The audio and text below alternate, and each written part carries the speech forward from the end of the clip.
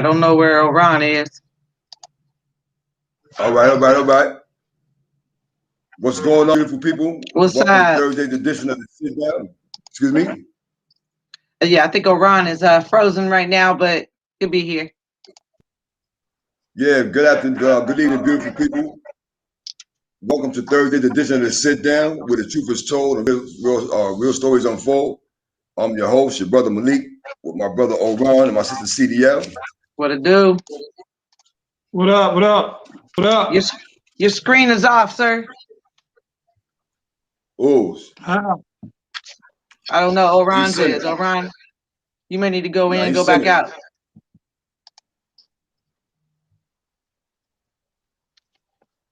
We good? He went out, so he'll come back in, but go ahead. Yeah, so good afternoon. Like I was saying, good evening, people. This is Malik, your brother. Welcome to Thursday's edition of the Sit Down, where the truth is, where the real stories are told and the truth unfolds. Once again, this is the Sit Down, part 3, where the truth is told and stories unfold. Once again, sorry Indeed. for the technical difficulties. We apologize for the technical difficulties. I'm your brother Malik, along with my brother Oran and my sister CDL. What up?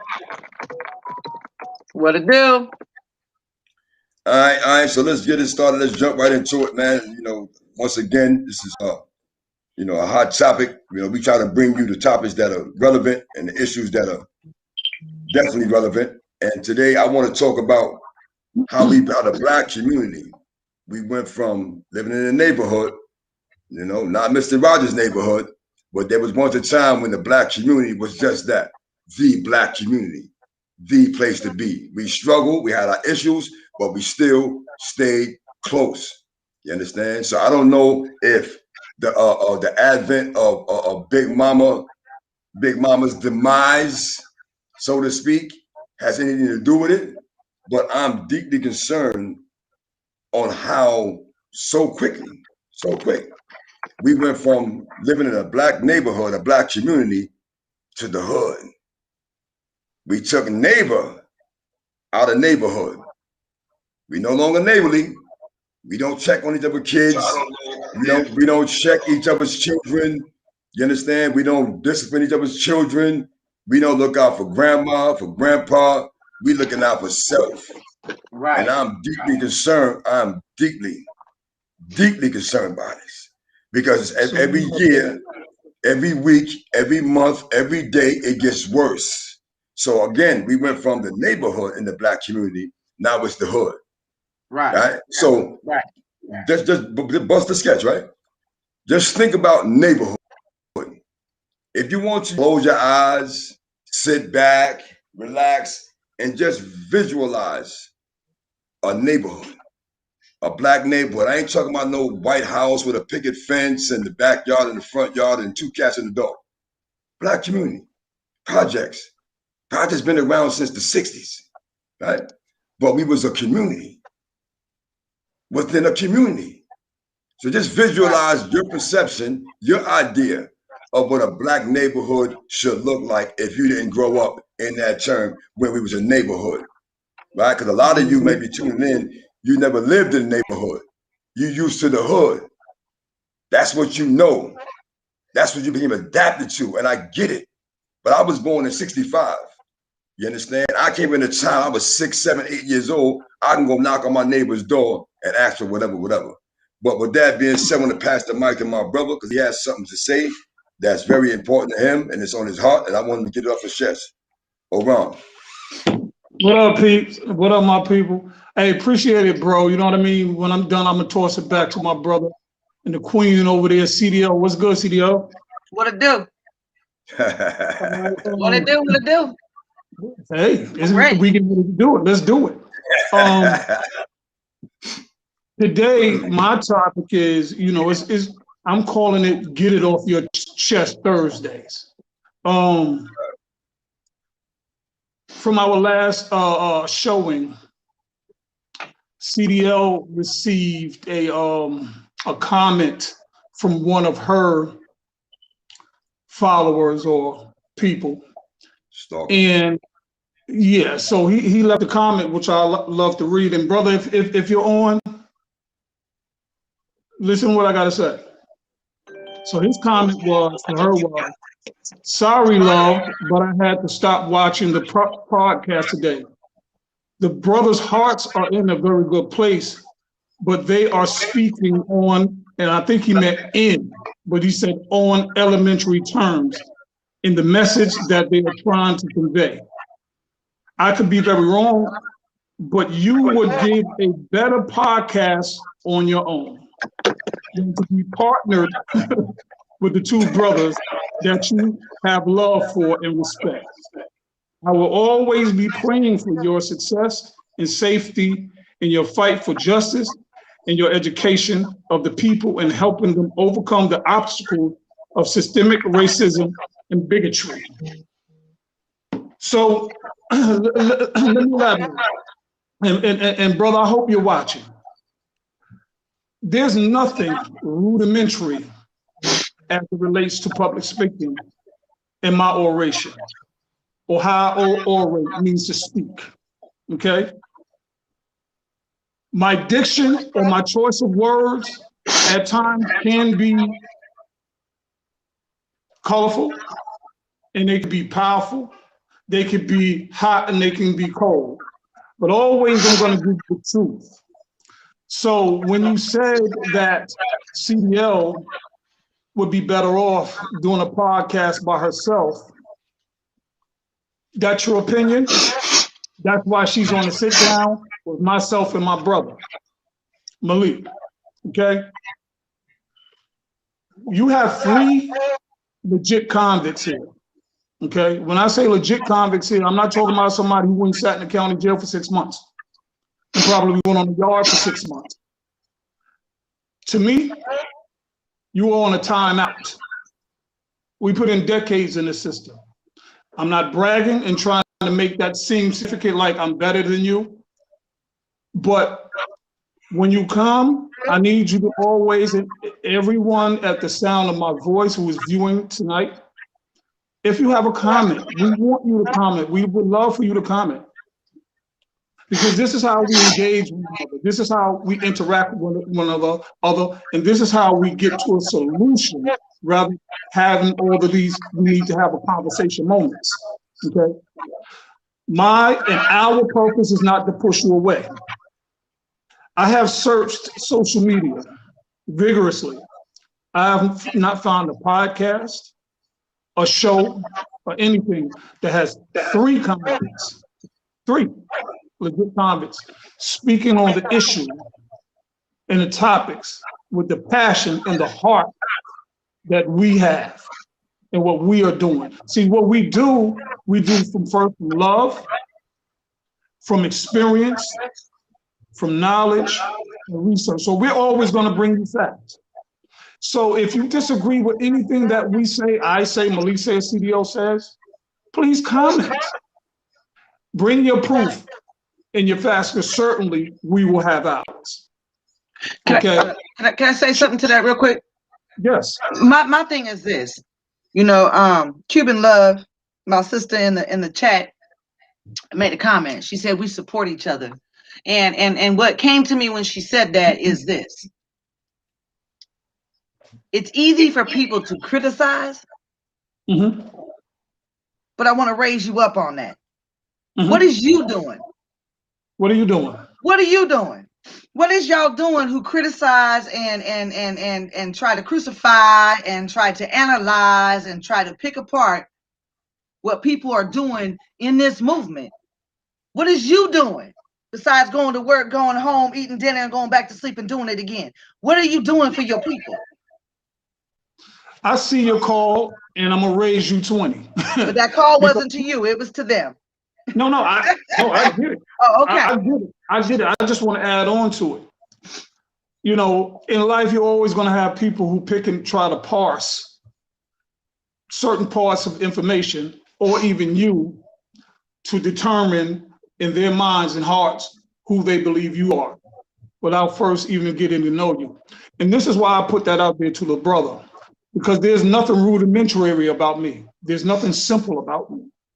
I wouldn't be oratorically, here if there my was. skill may not be on the level that of most public speakers, but when I orate, speech or speak, you get the point, okay? And again, diction, use of words, we become passionate about what we do. Because what we do, we out in those streets for real. And just like my sister said, what are you doing?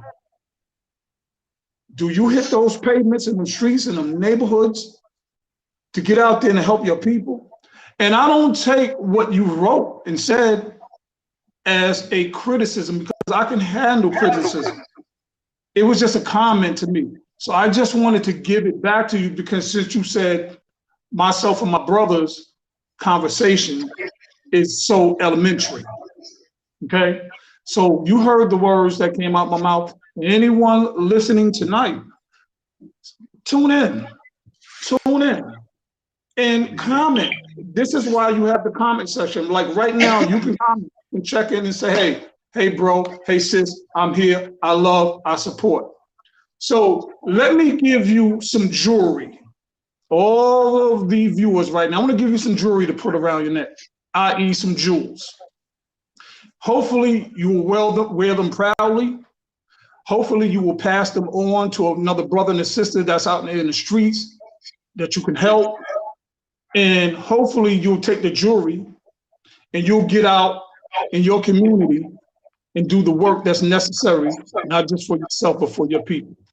Let me show you something. Let me show you all something. This right here is a discovery. It is a discovery. What is a discovery for those who don't know? No, this is a discovery. Now, in the court system, the discovery, your lawyer can put it, your attorney can put in for it, because it lists all of the evidence that the district attorney is going to use to try to convict you. A normal discovery is between 50 and 250 pages. This is 1,100 pages. A normal discovery, 50 to 250, that's 1,100. So for the time that I was 18 years old, okay, everything that I'd done and been convicted of in this discovery, the DA is going to use all of this information to prove his case against you, to get you in prison, to convict you. I am not proud of this discovery. I wish I didn't have to show it to you, but the jury that I'm giving you tonight is that you see it and you ask yourself, is that what I want? And then you share with your sons, your daughters, your family, your people that you know on the street. Let them see this show. Is this what they want? Because that is decades right there of criminal activity and negative behavior that I wish I can go back. And as I said in the last program, this thing called life, you don't get to push pause. You can't stop it.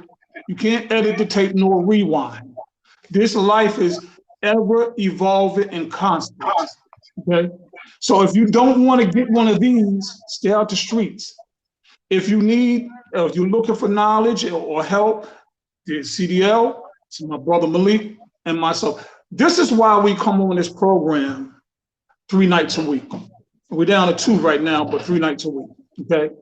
It's to educate. It's to give back, because we have taken so much, okay? And now we want to give back. Where I come from, where CDL comes from, Cali, myself and my brother from Brooklyn, all New York, although we were in 2 different states, our struggles were still the same. We were in the streets, we were in the life, and we made life-changing, life-altering decisions and choices that ultimately affected a lot of people, the community, our families, our children, and ourselves. Because guess what? When I go for a job and go on an interview, I may pass the first part of it, but after these things here come back, right? it goes back to this discovery, my criminal history. And sorry, sir, we can't hire you. Even in housing, in so many states, ex-cons can't even get government assistance, food stamps, and so have you, okay? Even going to McDonald's to try to get a job, they're gonna do that background check. What do you think is gonna happen? And it's not gonna happen for everyone because there's gonna be exceptions to the rule. But the choices and decisions that I made early on in my life has cost me a lifetime of pain, and my kids and my family and my loved ones a lifetime of pain, okay? But more so for myself, because see, I have to reinvent myself. I have to be able to go out in the world as an African American man, okay, and adjust myself every single day. Every day when I walk in the store, I'm at the gas pump, I'm going to look for this, I'm trying to get contracts for my business. I have to be constantly adjusting myself when I shouldn't. And most times I don't, because I'm not going to dumb me down as an African American man and as a man just to appease you and please you and make you feel comfortable. When the fact remains, I'm oftentimes uncomfortable when I'm around certain people. I fear them in certain respects, not physically, but fear them. You see, in this life, to get to where you need to go and to get that success, you have to make yourself uncomfortable to get comfortable. That means putting work, a lot of sleepless nights, going back and replaying a tape in your mind and saying, wait a minute, I did X, Y, and Z, this is how I'm gonna do it better, and I'm not gonna do X, Y, and Z, because this is where I'm going, okay? So I'm not going to hold y'all much longer before I pass it off. But I just wanted the brother to know that please don't tune out. Stay in with us, stay encouraged, invite your people and invite your friends, because we're gonna have a lot of exciting people coming on the show. We're gonna have some, if you want to call them stars, coming on the show. We're gonna have people on the show that can speak to where you are in your life, whether it be business, financial, housing, education, incarceration, whatever. We're gonna have those people on the show because our goal, remember this, is to educate and give back. Because I've learned since I've been home, okay, some people are stuck where I left them. They're still there and they're still stuck back then, okay? They never will see the good I do, that Malik does, that CDL does. They only remember the bad because they're stuck there. I chose and we chose to grow up and to mature and to move on. And for anybody out there that I may have harmed in my life, I can offer you my sincere apologies, okay? I can't save everybody and everyone's not going to accept it. But one thing you're going to get from Oran, I know you're going to get from me, you're going to get facts, okay? Facts. You're going to get all day. All day, no matter how hard it is to you, because I don't want to lie to you, because I've been lied to growing up, told that this is the definition of being a man. I got a penis, I got some testicles, I could beat on my chest, I got testosterone, I'm a man. But guess what? That only made me a male by gender. I had to grow into being a man because a man is responsible and a man can tell the truth. And that's where I'm at with it today. You don't like it? Hey, don't know what to tell you. But keep, hey, I just want to read a comment sure. from my brother Eric Sure. Woolridge. He said it was so masterful how the brother used a negative opinion as a teachable moment, acknowledging being a convict is a badge of honor. Sharing lessons learned behind the wall is teaching those who haven't the truest meaning of the art of war. Salute. So he wanted to give you some salute. So I just wanted to read it because it was brother, I appreciate that. I'm reading another comment, but I appreciate that. And I salute you as well, because again, before I pass on, our goal collectively is to educate, to inspire, to give love, to give back, and to show, yo, there's life after prison. Don't let nobody keep you there. Just if you did some time and you did some time and you did a bid, it's done. But don't let society keep telling you worthless or say to you, you worthless, you're not gonna ever be anything. No, you can't get this job, and no, you can't get that. You go get it and you create for yourself. Okay? Yeah. What they don't let you in, you build the door for yourself. You build the structure, you build the building.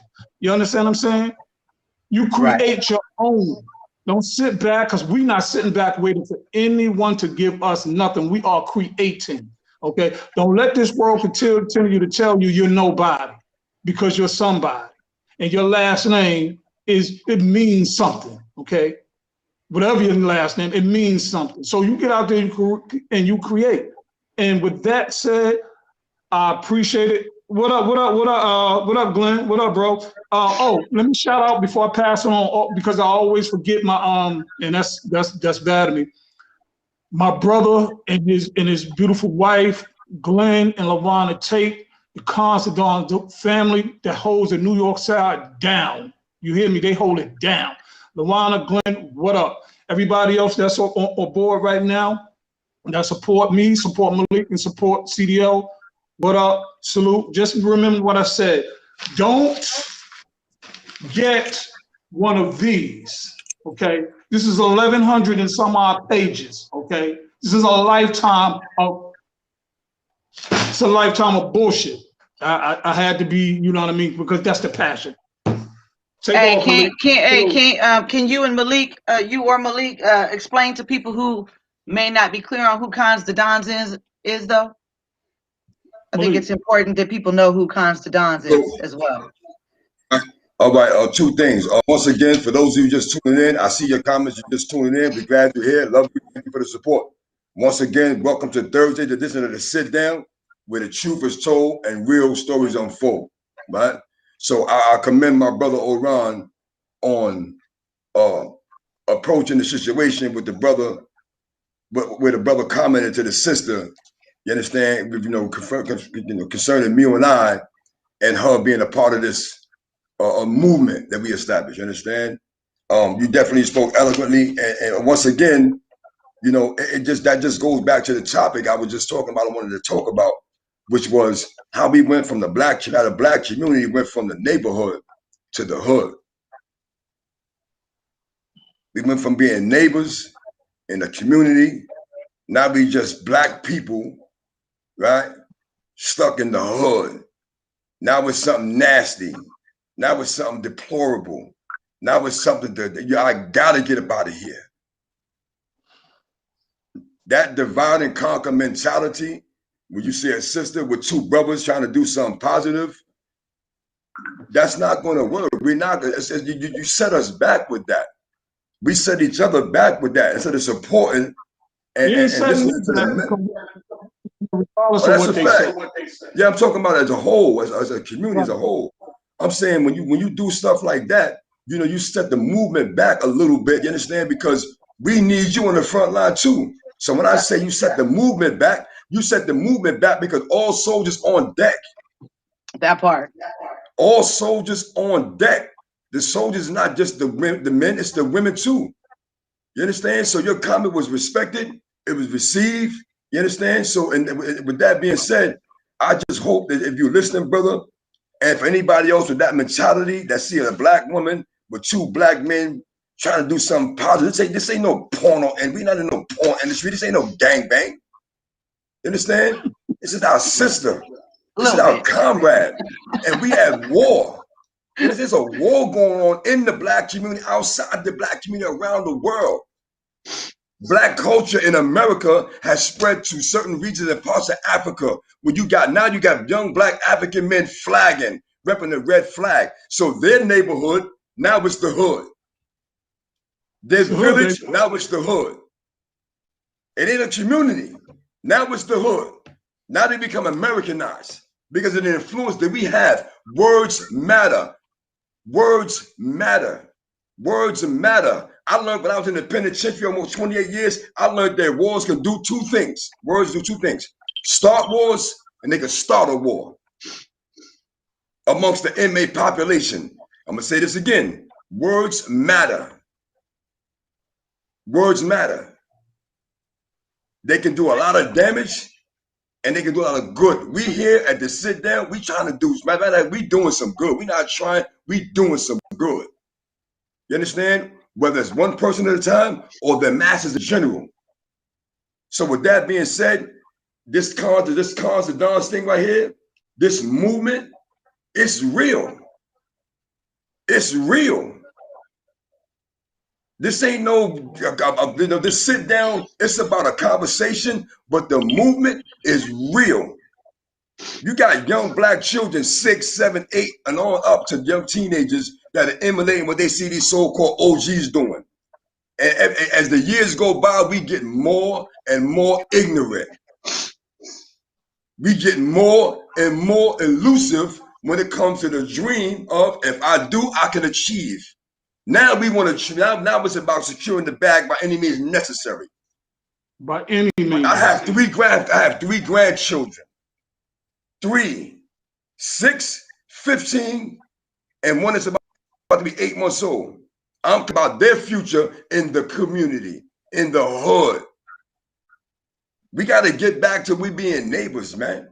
We got to get back to when I see your child in the pocket, I can chastise your child without you being, oh, where that mother F at. You don't talk to my child like that. We don't even salute each other in the hood. We don't even salute each other in the community no more. You know how many child warfare as a black man, I'm going one way, he coming past me, I look up, and automatically I buy into the white perception that he's a threat, and I got to shake that off. I'm not in the penitentiary no more. So I shake that off in milliseconds, and I salute the brother, peace, black man. Some acknowledged it and responded in kind. Some looked at me like, what, nigga, shut the fuck up. Excuse my French. But that's the look that I received from my brother. But you know what? He's still my brother. Because the way I'm speaking now, what's in my heart now, what's in my head now, it wasn't in my head 20-something, almost 30 years ago. Me and my man, my comrade, my brother, we running around, we was doing any and everything to get paper from the age of 13 on up. In different states, trapping, violating the community, taking mothers from their children, taking fathers from their children. People going to the penitentiary that work for us. People got killed that work for us. So we here, cons to dons, the concept of cons to dons, in a nutshell, I'm going to pass it to my sister, right? It's for those of people, men and women. Shout out to my sister Remy Ma. I salute you. I love you. Papoose, peace, homie. Cons to dons is about turning a person that was in a penitentiary that did prison time, right? Admirably. Be clear. Admirably. You did your time. You didn't rat on nobody. You got educated through college, through programs, or self-education. You read what's necessary to elevate your mental state, right? And you came home, you're working, you're building your own, you're an entrepreneur, or you're going to school. You're doing something positive. So you went to the pen as a con, and you came out, now you were done. These are the people that we're going to reflect and highlight their stories in our magazine, God willing. These are the people we want to tell their story, because it ain't just about me and my brother, my sister. It is about the black neighborhood around the country, because social media and other things that we take on and we attach it to the black life and the black culture, right? It is going to be our downfall. There are too many things in our black culture in the last 10 years, gang activity, certain slang, certain vernacular, certain things we watch and engage in social media. It is setting us back year by year. Social media is dumbing us down. A lot of us. You got women in their 40s and their 50s on TikTok, you understand? Doing this challenge and that challenge. And I got a problem with that. I got a problem with that. I have a problem with that. I got a problem with that. If you 20 plus and you on social media and you doing this challenge and that challenge, you showing your ass, I got a problem with that. Because you not seeing what I'm seeing. You seeing what the community see. You see what social media says is popular, and you buying into the narrative, and it's setting us back. You're better than that. And Malik, right quick on that. Right quick on that. The crazy thing about it is, listen, social media has become such a phenomenon. It's needed in some areas, my people. It's a good thing, because now we can reach, and you can reach so many people with just a click of a button. But social media is becoming the death of a large section, a large group of our people, because that it raises a lot of y'all. You understand what I'm saying? And it's dumbing down a whole bunch of it. So when we speak about it, I'm sure somebody behind the keyboard right now is taking offense to it. Well, you don't have to watch it. We don't. But when you put it out there, we gonna comment on it. We definitely gonna comment on it, because if you didn't want me to see it, or Malik to see it, or CDL to see it, you put it up. We're damn sure gonna talk about it, and we damn sure gonna comment on it. And it's a sad. It's just so sad. What you saying, Malik, is so true, man. It's true. I'm not saying that social media is not a good thing. It's a good thing to have. But technology is dumbing some of y'all all the way the F down that you can't even think for yourself, because your whole life is sitting around social media. If you see it on and you feel you got to do it. You know what I'm saying? If you don't get likes, a lot of y'all, if y'all don't get likes, y'all put out more provocative and more dumb shit, because the likes run your life. I'm me, she's her, my brother's he, without likes. We, like he said last week, we already famous. We already made it. Because we made it out, we still here, and we give it back. Take off, bro. Take off, CDL. So with that being said, before I pass it to my sister, right? I want to shout out to the brother Ramon. He made a comment. He's 18 years old, and him and his brothers, they don't have social media, and they don't like social media, right? So, and I respect that, and I appreciate that. So with that being said, right? We gotta start really supporting startup, not-for-profit programs. We got to start supporting the movement. We're not asking for no finance. Ain't no GoFundMe's over here. We just need positive support. You understand? And positive affirmation and positive vibes. This ain't no soap opera. You understand? This is real TV, because real issues, right, are affecting the lives of real people. I'm gonna say this again, and I'm gonna pass the mic to my sister. I wasn't always talking like this. My brother wasn't always talking like this. My sister wasn't always talking like this. It's called evolution. Evolution. And by the grace of God, we've evolved mentally. I just lost a comrade of mine 2.5 weeks ago, who did almost 30 years in the penitentiary. He ain't been on 5 years. Passed away at 60 in his sleep. Almost 28 years in the penitentiary, been home not even 5 years. He just died in his sleep. Brother was struggling and trying to get his business together. God called him back. So with that being said, once again to the brother, thank you for your comment, man. Keep on supporting, keep tuning in, man. We appreciate it. CDL. We're gonna give you some jewelry. That's what we got. Speaking on what you were just saying though, Malik, it takes a village to raise a child, and I followed your directions when you were talking, and I sat back so I could visualize the neighborhood, right? And I was visualizing when we grew up, or when I grew up. Yeah, other parents got in my ass when I was fucking up. You know what I mean? Like, it takes a village to raise a child, and then we wonder why we're struggling so hard. But I'm also guilty, right? Because things have changed and has gotten so demented in our communities that we don't know who to trust anymore.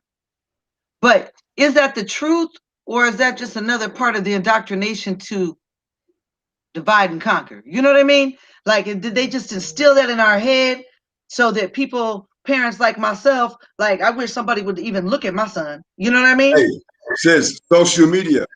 Social media, they instilled it. It's called silent indoctrination. Right. Right? It's called silent proposal. Let me give an example. I'm gonna give it back to you, right? Do you remember the big, like the billboards you on in Atlanta and all that? Remember these huge billboards and these huge posts with a pack of Newports and the black man on the beach with a black woman on the beach in bikini, and she got swimming trunks on and a beach ball with a Newport in his mouth. Silent advertisement is the most deadliest form of advertisement, right? Just like peer pressure, the most deadliest peer pressure is the quiet peer pressure, the silent peer pressure, the unspoken peer pressure. Us three together, I pull out a blunt, I start smoking, I pass to him, he don't even ask for it. I pass it to him, he starts smoking. You never smoked before a day in your life. Now, because nobody verbalized it to you, now you're going to feel pressure to smoke. Damn, should I smoke? Should I not smoke? Both of them smoking. Right. What do I do?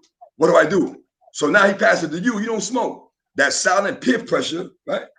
Right? Encourage you to get down with the get down, right? So you don't feel left out or less than.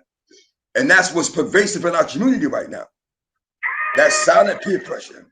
So my question is to you. It ain't just from us. My question, my brother, my question is, King, how do we change it? What needs to happen? Dialogue, right? This one needs to happen. The sit down. The sit down. More kings. It's what needs to happen. More queens and less court justice. That's what needs to happen. Yeah. Okay. More kings. Wait, let me say that you said more kings and less court cases. Is that what I heard? No. That too. I like that. We need more kings and more queens, less court cases, but less court jesters. Because all we hear all day, what up, king? How you doing, king? What up, queen? What up, queen? But guess, check this out. Everyone is not a queen or king by virtue of his color, okay? Say that. Just because you African American or Latino, because we call it Latino, but what up, king? And sister, what up, queen? You're not a king or queen by virtue of your color when you're out here doing court justice shit. Just look up what court justice means then. I'm not even going to explain it to you, okay? When you're out here doing court justice, you're talking about king, no. You do what the court justice do. We see it on social media every day. What up, king? Oh, she's a queen, and she's a this. But got half an ass out, half her titties out, dropping and busting the whole. But that's cool for the people who do it. But don't put him or her in the king category or the queen category, because that you're not. Okay, so we doing that. And women to stop talking about it. Okay, stop being afraid of the kids today. And get out there and talk to them, work with them. And if need be, like we got back in the day, put foot in their ass, okay? Because that's where we got away from when we was in the neighborhood. We turned to the hood, you understand what I'm saying? Because we allowed all that to happen and we didn't check it. I got a lot of young cats today be like, yo, OG, yo, listen, we following y'all lead.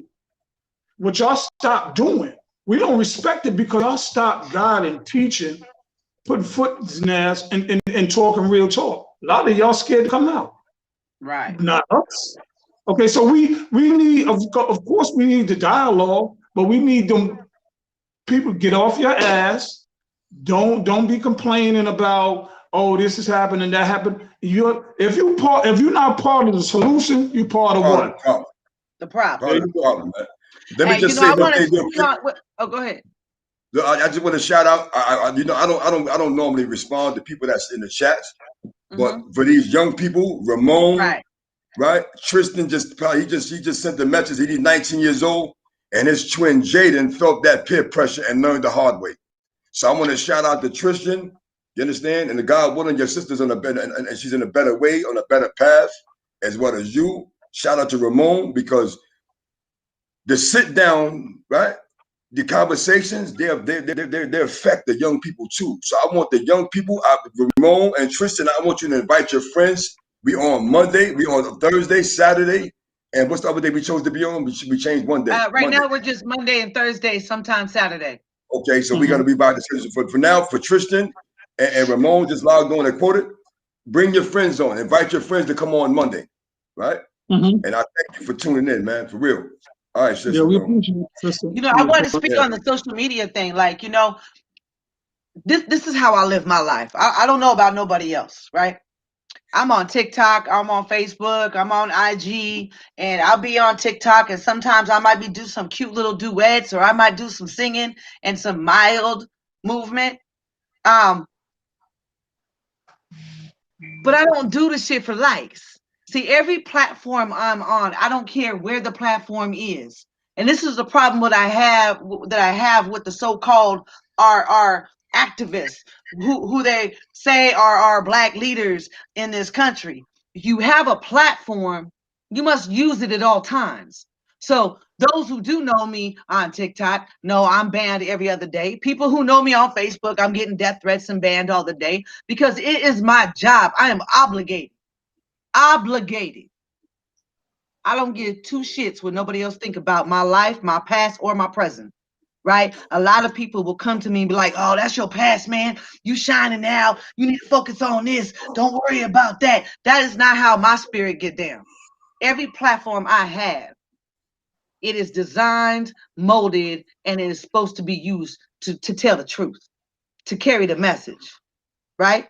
To keep it 100 for those who are asleep, because so many of our people are still asleep. I see all the hashtags. I see the things that are happening right around the world, continue to happen every year for centuries now. And everyone just goes to work, goes home.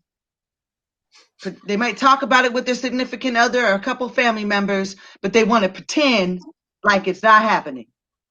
They don't want to stand. They don't want to say nothing. They don't want to rock the boat. They don't want to make people uncomfortable. Some of you can't. Some of you may get fired. Some of you may get ostracized by your people and your peers. That is why the sit down is here, though, because us three had made a conscious decision that we don't care. We don't care about the consequence of speaking the truth, right? Sure don't. Don't care. So for those of you who would like to say some stuff, but you really can't because it could be detrimental to your livelihood or whatever, please be free. Feel free at any time. Our information is in that in the description to hit us up. And we'll address it for you. Right? We'll address it for you. That's what we do. Right? That's right. You know, so social media can be a positive thing, right?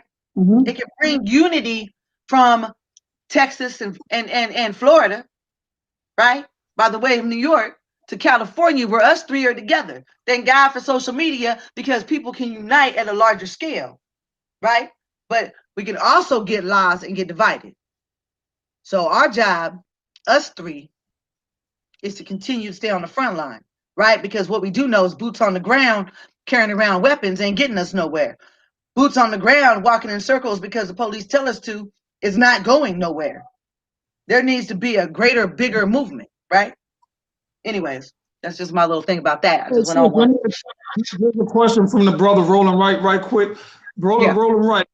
I like this question. He says, I have a question for the panel. Before returning to society and after being incarcerated, did you form a new worldview after coming back into society or while being incarcerated? Right quick, what I'll say is,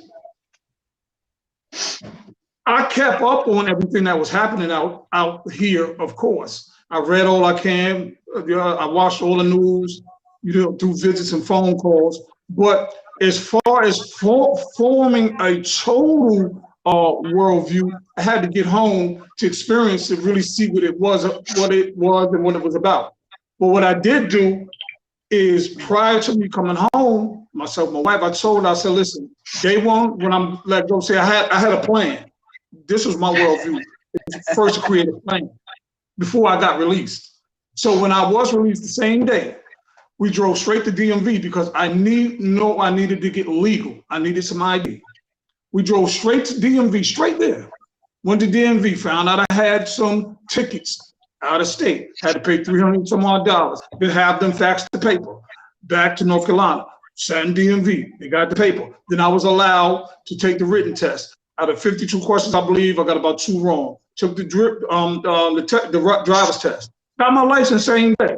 So more of that story, I had a plan. I saw the world from the inside, but I had to get out here to really experience what it was. So I had that plan. I got my license. Right after that, we started working. I'm gonna start to build these businesses.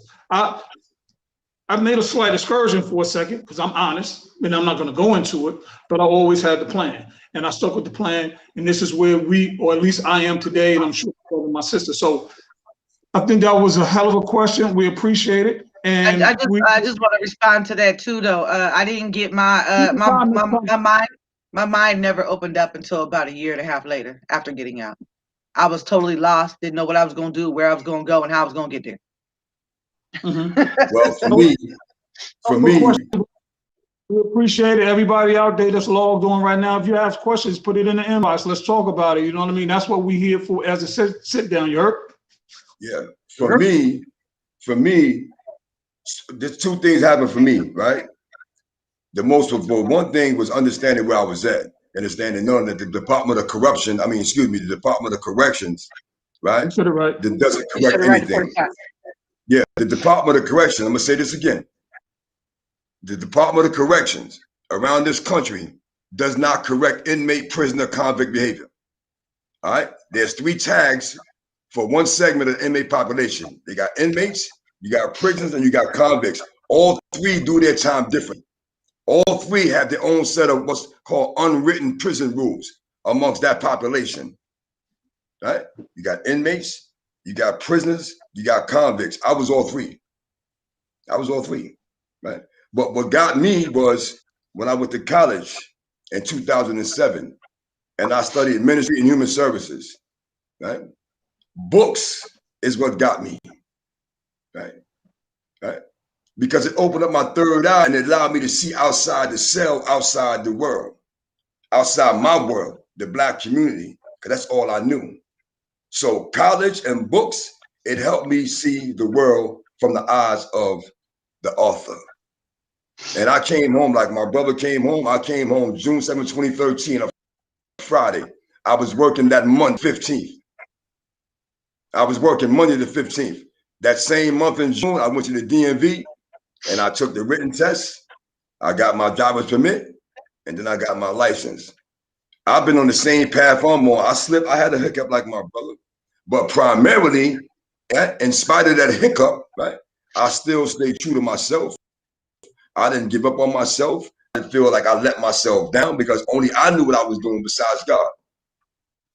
My family, nobody else knew nothing to judge me. I judged myself on that. But I still stayed focused on my goals, which was to one, never put myself in a position to go back to the penitentiary and I had to cut off certain individuals that live certain lifestyles. And I had to align myself with like-minded people. So for Ramon and Tristan and the young people that asked the question that we don't travel to other communities yet, right? Because the Dons, we're in the process of putting our magazine out to use the funds from the magazine, God willing, to tour the country and have these conversations live in your community, in your neighborhood.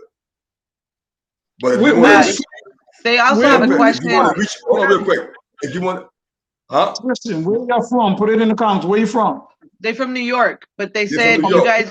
They want to know if you guys have sons and how did they do while you were incarcerated. I don't have sons. I have 3 daughters. I don't have any sons. I have 3 daughters. My daughters was raised while I was in the penitentiary. I raised my daughters through visits and telephones. I played hide and seek with my daughters on a speakerphone. I did homework with my daughters on the speakerphone. I would call my then wife. And we would talk for about a half an hour. And then she put the phone on speaker, put it down, and go about her chores and her business. And I would engage my children on a speakerphone. That's deplorable. Yes, brother. Young man, I have sons. I have I have a son. And you know, one of the hardest things for me, you know, going to prison, actually before I even went there, when I know I was in the street, I always knew there was a possibility of me getting locked up and actually going to prison, which was what ultimately happened. And I left my boy out here. I left my son out here. And it's been a long road. Those are things that you can't get back from. So I want to encourage all men right now that's listening to have sons that's probably never been to prison, that's working a 9 to 5, busting your ass, paying taxes, to stay in there and raising your sons, your boys, and your girls. But your boys, I'm going to salute you. Stay down with them because boys need their fathers. Girls need their fathers because the girls need the fathers to teach them how to show them how to really be a woman, what to accept and what to reject and what not to go for. You understand what I'm saying? And it builds up their character and confidence as well. And with the boys, I have my son. I left him out here. But his mother, God rest her soul, did a hell of a job. He graduated high school and he's been working ever since. He's a good kid, upright kid, and I love him to death. But I missed all of those years that we can't get back. And the relationship right now is kind of it's strained. But we're working under my head. So don't put yourself in my position. All you fathers out there that's doing your thing, salute. And you brothers that just came home and in your kids' life, all of them, stay strong, stay down. Don't go back, don't go back, don't go back, don't go back to the streets. Love yours. So I appreciate that. I appreciate it. Thanks a lot. You know, I want to speak to that, even though I'm not one of the guys, but I am a female who was in prison and I lost all 3 of my children. So, you know, 3 of my children were adopted while I was in the penitentiary. And it was just as hard on them as if it was, you know, for your kids with me not being present. And they still have to deal with that to this day. You know what I mean? Thank God that, you know, the more that we start to grow, you know, and develop who we are on this side, the more that they're able to develop and grow with us. You know what I mean? And find out, you know, who the new us is. But, you know, I lost 3 of my children and they, you know, they didn't have their mother. Because of the penitentiary and the street life. Wow. Well, so like, no, you got more. Go ahead, sis. I'm sorry. No, go ahead. So, you know, speaking of the children, like, for those, hey, Ramon, I want to read Ramon's post first. His question. Ramon said he had 5 brothers, his 5 boys, and his dad is not in penitentiary, but he's not present in their life, and his mom raised them, but they have questions, and if it's okay, will they be able to post them next time? Ramon, you can comment anytime, bro. Matter of fact, what I'm gonna do for you, Ramon, I want you to go to, if you got a Facebook, go to Facebook and type in my name, Malik Simpson. You're gonna see 3 pages. Go to the one where you see this Constant Down logo, and I'm on a motorcycle. Friend me, and I will inbox you my personal cell phone number. You can call me anytime, any day, and discuss real issues dealing with men and young boys. That's a fact. That's what we do at Constant Dons. So with that being said, my daughters are 32, 30, and 28, right? When I got arrested, my 32-year-old was 4, right? The 30-year-old was 2. 28 years of their life, they know me from visits, photos, mail, and phone calls. That is no way to. Y'all got me tearing up in here. When you have fathers, right?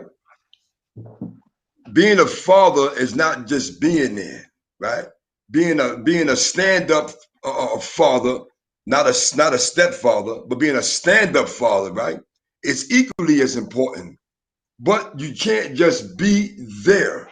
You can't just be around.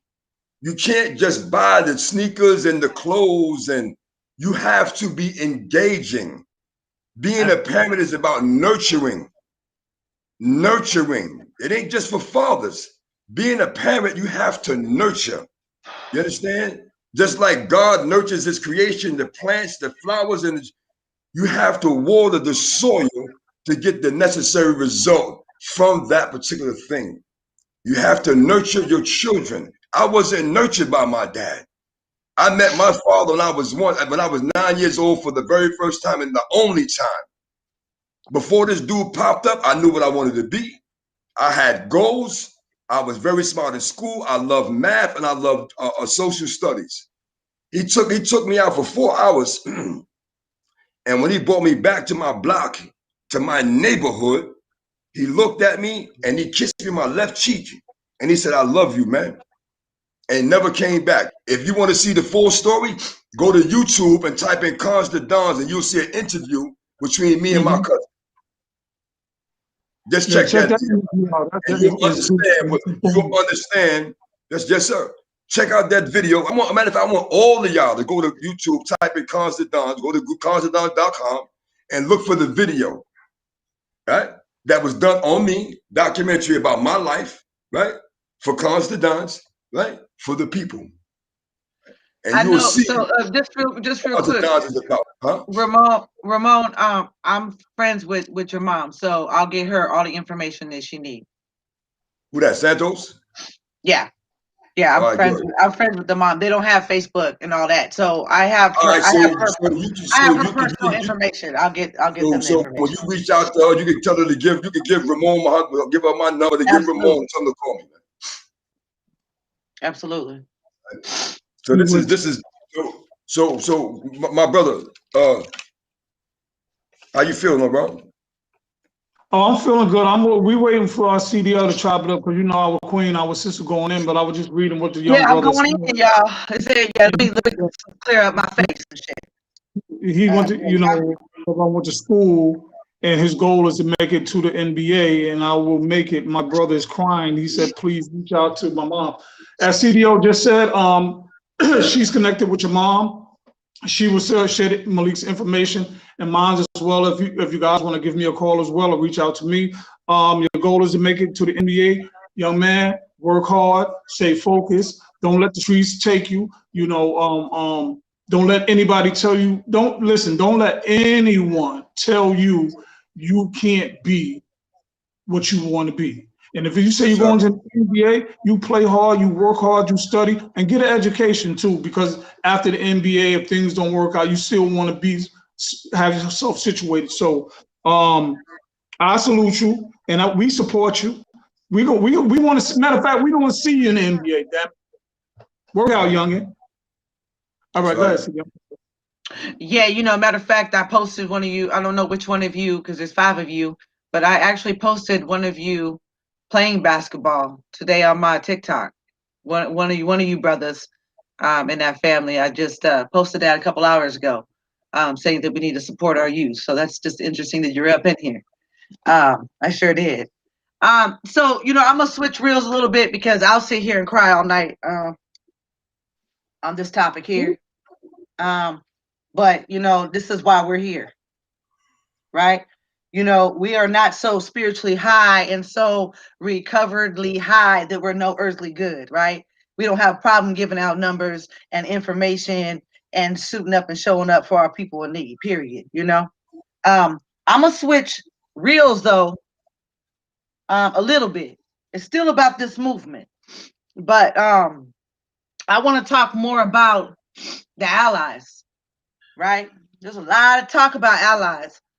And me personally, I don't really, prefer to have allies around me. I prefer accomplices, right? Because the allies are going to talk about some shit and accomplices are going to be about some shit, right? They're going to move when we move. They're going to move before we move. They're going to move for us, right? And so my question is to anyone in the realm of my voice, to ask yourself, what is an ally? See, because what's frustrating, social media, news, conversations, is that we use words like racist and misuse the word, right? All the time. No one knows the true definition. We misuse words like ally. Like, what is an ally? What is an ally? I'm asking the audience, what is an ally? Right? What does that look like? Does it look like, hey, I support Black lives and that's it? Does it look like, oh, I can stand here and put my fist up and say I believe in Black lives? But what does it mean? You stand with Black lives and then what? And then what? This is a challenge. And then what? Right? Because we talk about white privilege and allies are quick to agree. Yes, we do have white privilege. They're at least woken up to understand that. And the first question they'll ask is, so what can I do to help with my white privilege? My question to you is, you tell us what you can do with your white privilege. Right? Right? And I say that because countless times I would be on the front line, face to face with the police, and I would hear people say, allies to the front. And I couldn't understand why people were jiving with that. Because I don't need no one standing for me. I stand to the police myself, right? Parolee, ex-parolee or not, right? About this cause. But they would run to the front and they would be in the police face and they would cross barricades that everyone else couldn't cross. And I was White offended privilege. because you just exerted your white privilege in front of everybody and accomplished nothing. What? Right. You got to remember, right? So this is for the people that's have certain opinions negatively about black people, right? Mm-hmm. These people, they've seen enough documentary footage. They've seen enough news coverage. You understand? They've had enough conversations to know and understand, right? The picket line, who can cross that barrier, because there's a picket line, and on the opposite side of that picket line, there's a barrier. It's an unseen barrier. And only those that are privileged can cross that barrier. Absolutely. Police officers, high-ranking officers and officials, and if necessary, right? Ambulance services. You understand? Mm-hmm. You know, medical assistant people. So, with that being said, she was able, or they are able to cross that barrier, right? Mm-hmm. That invisible barrier because of white privilege. These white police, when they see them, they don't see a threat, man. And for some of them that see the actual threat, the gun in their hand, they'll still be like, put the gun down, put the gun down. And you got people recording this garbage saying, shoot that mother effer, man. If he was a black, they'd have shot him, shoot that mother effer. Right. That person exerted white privilege, even though, not even though, but because they know that this white officer sees a white person as not a threat. Although they may have a weapon or not see a weapon, the skin tone is not a threat. Yeah, I'm not confused about that at all. And I'm sure that they're not confused about it. My challenge is right. My challenge is, though, to people is, if you're really an accomplice, right, or an ally, whatever you want to call it, there are things that allies can do that people of color cannot do. And I don't give a damn about a picket line. I'm talking about larger things. I'm talking about changing laws. I'm talking about writing people, meeting with people that they're not going to listen to people of color. If you are a true ally and a true accomplice, there's things that you can do besides just standing in a picket line. That's my point, if that makes sense. Right? Makes a lot of sense. Because I was talking about this with some people last night, and I was like, ally. What does that look like? What makes you an ally? Because you say that you believe that there's racism? How is that an ally? You might just, you know what I'm saying? That doesn't make you an ally. And I just wanted to challenge allies, because there is things that need to be done. We don't need no standing around talking. I don't need no cheerleader. We don't need cheerleaders. We need people who are going to move, right? Even in sports, you got the cheerleaders don't really do shit for the game. We all know that. They just hoop, hee, ha, ha, right? This boom, bye, whatever. But they're not going to dictate who's going to win that game. They're not changing the outcome. Cheerleaders. There needs to be allies who will go the extra mile, right? They need to not talk about it. They need to be about it. Otherwise, you're in the way. That's right. Otherwise, you're in the way. You're a distraction. That's a fact. And, I don't know what else to say about that. I don't know if anyone in the chat has anything to say about that. Someone said, I'm so glad you brought that up, because they can say anything, but what are they going to do? Right. And like Cuban Love said, there needs to be action, not talk. Right. And so it's interesting. I haven't seen any allies. What did I tell you? I have never seen allies have a YouTube channel. I haven't seen allies do anything without standing behind a person of color, asking them what they should do. You know what needs to be done. You're part of the problem. Your people are part of the problem. So what do you mean you don't know what to do? How do you not know what to do? That doesn't make any sense to me. Well, like they say, white silence is white violence. White silence is white. That's a hell of a topic, and what you put out there about being an ally. You know what what I mean? We can view allies as all kind of things, you know what I mean? Someone to assist, you know, like us right now, we are allies because we rely on one another and we have each other's back. We're gonna get in the streets. We're gonna put these boots on. It's just like we're doing a sit down right now, you know. But when it comes to what you're talking about and what you're mentioning about, you know, having white allies, most of them already know what to do because it's it's sad that, matter of fact, it's not even sad. I'm not even making excuses. It's crazy that we have to continue to have these conversations, discussions about race, what this race should do and what that race should be doing and shouldn't be doing. We have these talks every single day, and we see the effects of it because it plays out on the news every single day. Dude just shot up the supermarket, okay?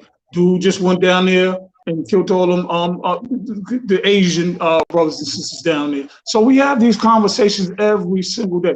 People already know what to do. I shouldn't have to motivate you to do what's right when you already know what's happening.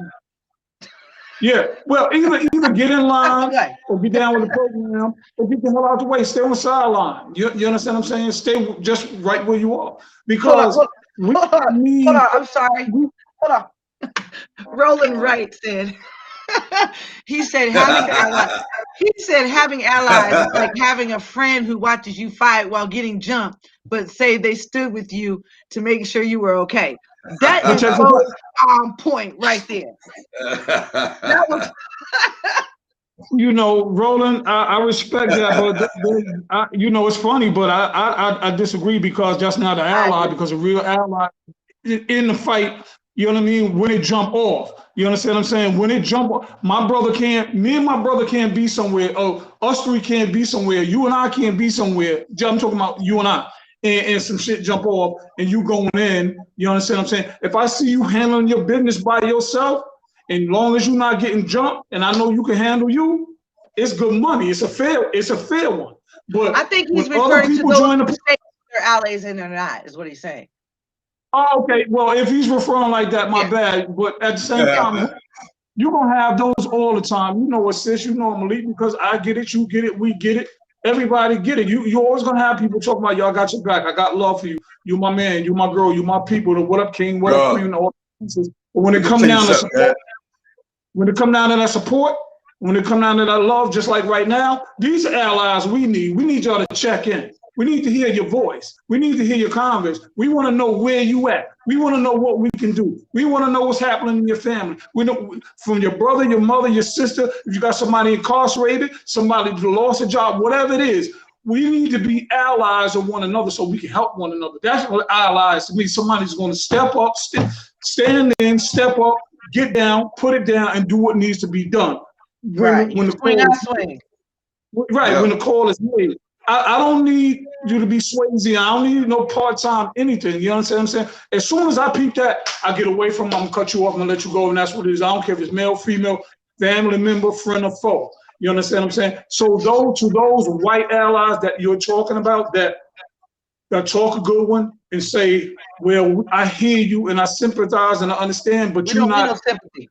We don't need sympathy. We need you in the fight. We need you in the boardroom. We demand you go in the boardroom. I don't need you. No, I demand you go in the boardroom for all of the centuries of injustices that has happened in this country. That's all I'm saying. Period, point blank. Yeah. So I'm gonna kill all the injustice. You know what's wrong. You know what you benefit of, because if you and I go in the same store at the same time, in the same department, who gonna get that follow? Who gonna get that shine? It's gonna be me. While you over there stuffing everything in your broad bag and pants, they didn't pay you. That is one of the benefits of your privilege, because you don't get the attention I get or that we get. So we need you to speak up. We need you in the boardroom. We need you in Congress. We need you in the Senate. We need you on your job talking about it. Hell, if you on the beach, you understand? You tell it to them there too. Like, I get you, CDL. I'm with you. I feel you know what I mean, because you already know what it is. Just stop talking, you know what I mean? And I don't have no problem with any allies. My thing is this. I see it all the time. Like, even on social media, like, you know, I stand for Black lives. I stand, but what are you doing for Black lives? To make what part of you, what part of your life or percentage of your life is contributed to anything involving change without a pom-pom, without a trend, without a hashtag, right? Without a trend and a hashtag and a pom-pom, what are you doing? And if you ain't doing nothing, hey, I'm cool with that. Don't do nothing. Just get the fuck out the way. Why should I do anything for you? For you? It don't matter to me. Your life don't matter to me. I'm talking about those who say that they are. Listen, I'm playing devil's advocate. Why should I do anything for you? Why should I speak up for you? Who are you? You don't have to. Get the fuck out the way.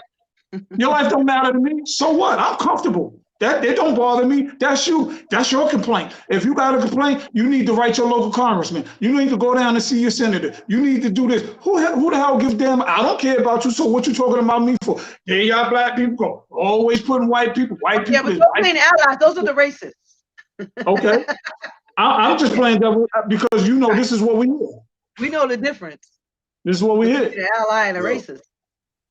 Again, right? Welcome to the sit down, where the truth is told, the real stories unfold. Yeah, because this is where we keep our knee in some people's necks. Yeah, that's a fact, and we're not talking about George Floyd style either. We're talking about in your brain, on your head, mentally coming at you. We ain't talking about that crack of suffocate your ass with the truth. That's a fact. You know what I mean? But for the viewers, you know, I invite you to have the young people tune in. We invite you.